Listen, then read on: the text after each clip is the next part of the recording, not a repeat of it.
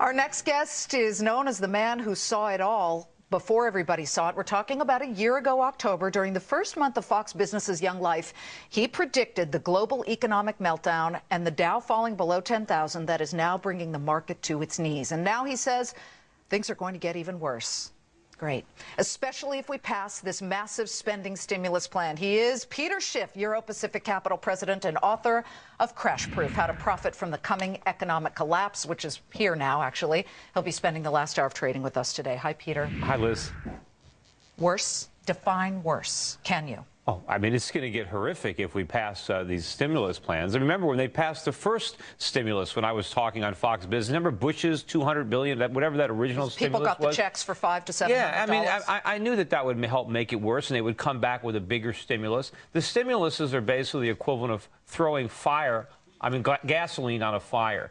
The problem with our economy has always been too much spending and too much borrowing. Unfortunately, the solution is this recession. The solution is that credit is reined in, that Americans don't go and buy new cars and don't buy new houses and start saving their money. We need capital available for private enterprise. You've talked about how what we're doing is we've got a very cracked foundation.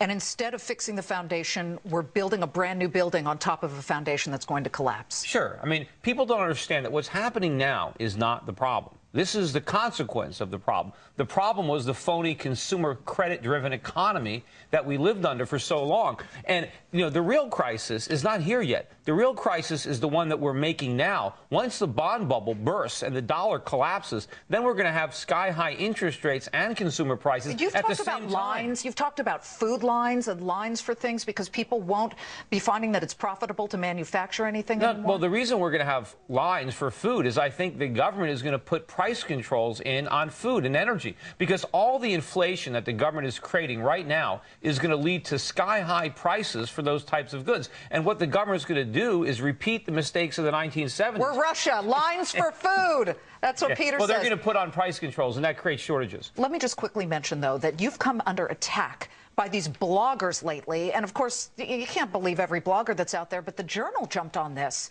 And they wrote an article saying that while your forecasts have been spot on, the way you've invested your money isn't. They say Peter Schiff predicted the collapse of the U.S. financial system. The bust-up he didn't foresee was the one that made mincemeat of investors who took his advice of pouring into gold and pouring into certain things. Well, it didn't. What is your defense? Well, first of all, they weren't mincemeat. Anyone that bought gold was actually. Some are down 70%. Well, no, there was a couple down 60, but one of the guys in the article was only down 35%. But they're looking at part of the strategy. They're looking at foreign stocks. Sure, all stocks went down in 2008. But my strategy was not for 2008. I've been pursuing this strategy for almost a decade. It did very well from 2000 to 2007. It's already doing very well in 2009. And if you look at the next 3 to 5 years, I think even the clients who came in at the worst possible time, who were down 60%, I think they're going to have staggering profits by the time Obama leaves office. You had a bad year. All right. Jobless claims are still soaring. That, I'm sure, plays into your whole picture. And an ugly jobs report is expected for tomorrow for the month of January.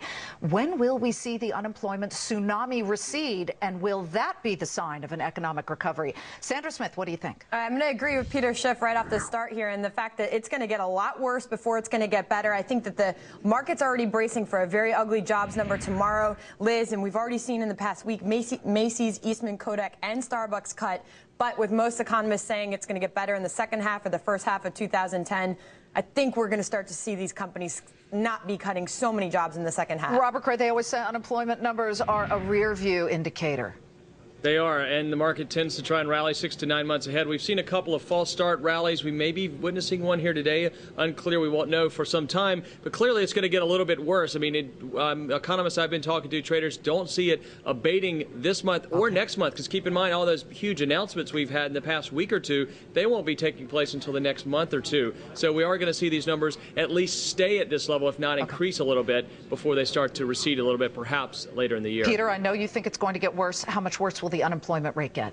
Well, I don't even think the unemployment rate does justice to how bad it is, but I think we're going to have tens of millions of Americans unemployed, specifically if we continue to follow these programs that we have now. You know, she said it's going to get worse before it gets better. It's not going to get better until we change course, until the government cuts spending, until we have rational monetary policy, until we do everything the exact opposite of what we've been doing. It's not going to get better. Won't that push us into a depression? No, what's going to push us into the depression is the policies that we're pursuing now. We're going to have a severe recession. There's no way around that. We have to rebalance our economy. But if the government keeps blocking the free market from functioning, we will create another Great Depression, only an inflationary depression. I told you, folks, he's a joy to be around. The closing bell ringing in 47 minutes, but he's been right. We'll talk to the people making the trades.